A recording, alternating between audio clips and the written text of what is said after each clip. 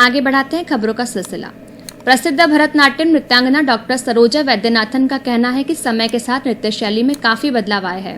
पहले शिष्यों को अपने गुरु के समक्ष भरतनाट्यम सीखना पड़ता था, लेकिन अब सोशल मीडिया के माध्यम से इसे सीखा जा सकता है। अपनी शिक्षा के भरतनाट्यम आरंगेतरम की प्रस्तुति में भाग लेने आई डॉक्टर सरोजा वैद्यनाथन ने कहा कि समय के साथ सब कुछ बदल गया है। एक तो पहले आपको पसंद होना चाहिए, पहले ये जो भी कला सीख रहे हैं, उसके बाद ये एक दिन में होने वाला नहीं है, सालसा नहीं है, नहीं तो बॉलीवुड नहीं है कि 3 मिनट में सीख लो उसके बाद 3 महीना में बंद भूल जाओ, दूसरा गाना शुरू करो, वो नहीं है। ये बहुत साल का शास्त्र है, हम संगीत है। ये एक कोडिफाइड सिलेबस होता है, इसको सीखने के तरीका होता है। जैसे ABCD सीखते हैं, आ ई ई सीखते हैं, फिर शब्द सीखते हैं, फिर सेंटेंस सीखते हैं, इसी तरह डांस में भी एक एक करके आपको सीख करके फिर आपको पूर्णता होता है। पूरा सिलेबस उसका है, वो कम से कम minimum is 4 to 5 years, 5 years minimum. If the student regularly comes, अगर बराबर आए, उसको इच्छा करके प्रैक्टिस करें, ये नहीं कि आके चले गए, वो दूसरी बात हो जाती है। इच्छा से पसंद किए, नियरली टू सेंटम और 94, 95, 96 तो आपको कॉलेज में सीट नहीं मिलेगा। That is also very difficult. आपको इतना पढ़ना पड़ता है कि कॉम्पिटिटिव, बहुत कॉम्पिटिटिव फील्ड है। जब हम लोग पढ़ते थे, I got only 69, 70, I got what ever I wanted. जो भी मैं चाहती थी, मैं कॉमर्स लेना चाहती थी ले लिया, आर्ट्स लेना चाहती थी ले लिया। आजकल वैसा नहीं है। आपको एकदम कम से कम, अगर आपका सब्जेक्ट क्वाइट हेवी हो, 98, 97 कम से कम आपको मार्क लेना पड़ता है।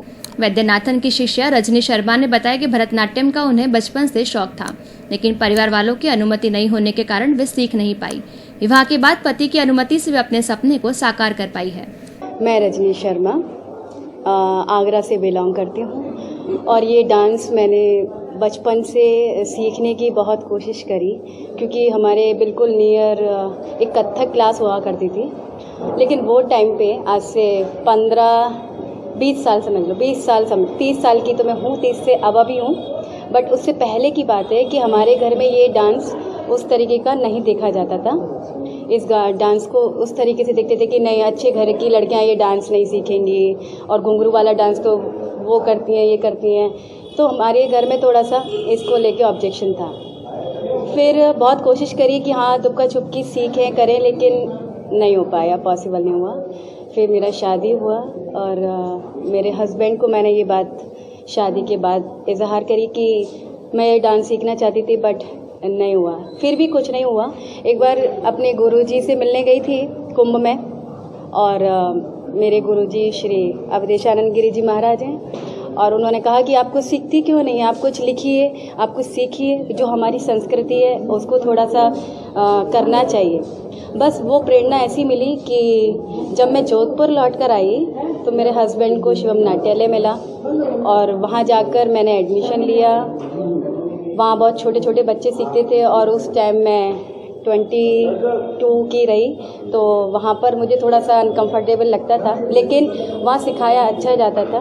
मेरी पहली सीढ़ी तो वही है।